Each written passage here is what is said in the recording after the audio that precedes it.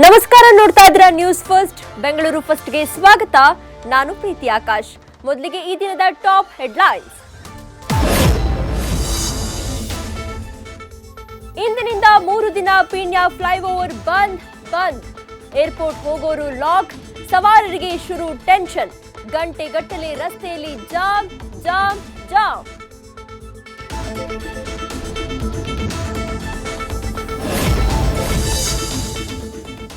ಪುಂಡರ ಅಟ್ಟಹಾಸಕ್ಕೆ ವಾಹನಗಳ ಗಾಜು ಪೀಸ್. ರಸ್ತೆಯಲ್ಲಿ ಸಂಚರಿಸುತ್ತಿದ್ದ ಕಾರು, ಆಟೋ, ಬಸ್ಗಳ ಮೇಲೆ ಅಟ್ಯಾಕ್. 2 ಆರೋಪಿಗಳು ಅರೆಸ್ಟ್.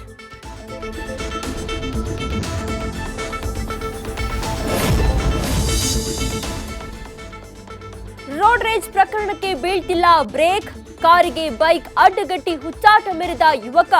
ಡೋರ್ ತೆಗೆಯಲು ಯತ್ನಿಸಿದ ಪುಂಡನ ವಿರುದ್ಧ ದಂಪತಿ ಗರಂ.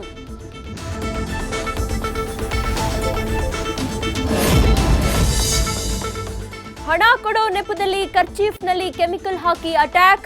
ಆಯುರ್ವೇದಿಕ್ ಮಸಾಜ್ ಸೆಂಟರ್ಗೆ ನುಗ್ಗಿ ರಾಬರಿ. ಮಾಡಿದ ಸಾಲ ತೀರಿಸಲು ಕಳ್ಳದಾರಿ ಹಿಡಿದ ಗ್ಯಾಂಗ್ ಅರೆಸ್ಟ್.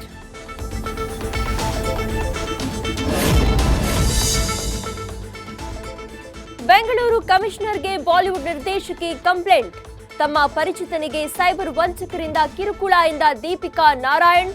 ಮಾರ್ಫ್ ಮಾಡಿದ ಫೋಟೋ ಬಿಡುಗಡೆ ಮಾಡುವುದಾಗಿ ಬೆದರಿಕೆ ಆರೋಪ.